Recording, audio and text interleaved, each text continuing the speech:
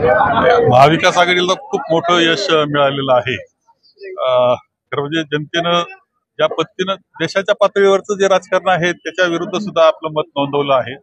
राज्यामध्ये सुद्धा जसं सरकार आलं, हे नवीन सरकार आणण्याचा प्रयत्न केला आणि चुकीच्या पद्धतीनं काही पायंडे पाडण्याचा प्रयत्न केला, त्याला सुद्धा जनतेचा विरोध होता हे सिद्ध झालेलं आहे। आणि त्याचा सगळ्याचा परिपाक महाविकास आघाडीच्या पाठीशी जनता भक्कम उभी राहिली, हाच निर्णय जनतेने दिलेला दिसतोय।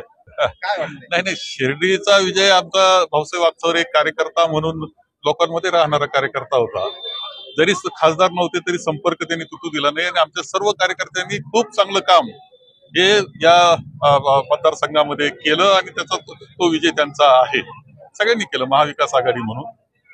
दक्षिण नगर मधला जो आहे तो जास्त अटीतटीचा आपल्याला वाटतो, परंतु लंकेंचं नेतृत्व पुढे कसं आलं याचा विचार केला पाहिजे। लंके स्वतः कार्यकर्ता म्हणून कोरोनाच्या काळात केलेलं काम हे तर आहेच आहे, परंतु ज्या पद्धतीनं समजू शकतो मी की सुजय विखे हे तरुण खासदार होते, काही चुकलं असेल तर ते समजू शकतो आपण, परंतु त्यापेक्षा सुद्धा राधाकृष्ण विखे पाटील हे ज्यावेळेस मंत्री झाले आणि मंत्री झाल्यानंतर त्यांचं वागणं होतं ते दहशतीचं होतं, लोकांना त्रासदायक असं होतं, प्रशासनाचा अत्यंत गैरवापर ते करत होते आणि त्याच्यातूनच जो पारनेर तालुक्यामध्ये त्रास होत होता त्याच्यातून लंकेचं नेतृत्व पुढे आलं।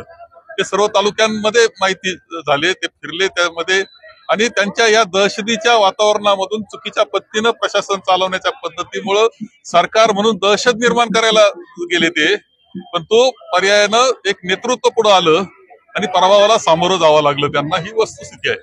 अजून थोडं उडवायचं राहिलंय, बाकी परत झाकण उडालेलं आहे, थोडं उडवायचंय, ते उडवू आता लवकरच। आहेच आहे काँग्रेस हा विचार जो आहे तो विचार हा कायम टिकणारा विचार आहे, शाश्वत विचार आहे। त्याला ताकद देणं हे सगळ्या जनतेचं काम आहे आणि आम्ही सुद्धा त्या दृष्टीनं काम केलं पाहिजे। आम्ही जर काम करू शकलो एकोप्यानं चांगल्या पद्धतीनं तर शेवटी काँग्रेसच हा विचार आहे का जो देशाला राज्याला पुढे घेऊन जाऊ शकतो। नाही, आता मुख्यमंत्र्यांनी आत्मपरीक्षण केलं पाहिजे की सरकार बनवताना त्यांचा रोल तर अत्यंत महत्वाचा असेल। आता कसं बनलं ते सरकार त्यांना माहिती आहे, मुख्यमंत्र्यांना सुद्धा माहिती आहे रोल कसा होता त्यांचा, कसे ते का गेले, काय काय घडलं त्याच्यामध्ये, ते काय वेगळं सांगण्याची आवश्यकता। खरी कारण मुख्यमंत्र्यांना माहिती आहे आणि दोन्ही उपमुख्यमंत्र्यांना माहिती आहे की कसं सरकार बनलं, का बनलं, परंतु जनतेला हे सुद्धा माहिती आहे, फक्त जनतेला आवडलं नाही, जनतेने निर्णय दिला। विधानसभेला महाविकास आघाडीचा मुख्यमंत्री होईल 100%।